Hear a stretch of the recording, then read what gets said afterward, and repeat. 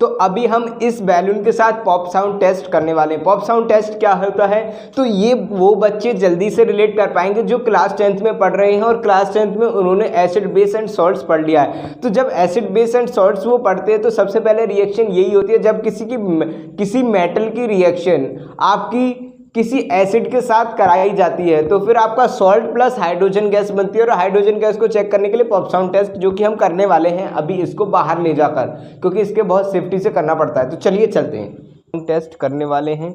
और ये हमारे पास आग लगा ली हमने और इस बैलून को जलाने वाले।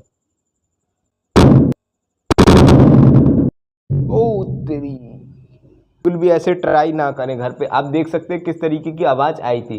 Thank you all of you. आप हमारे चैनल को सब्सक्राइब करें।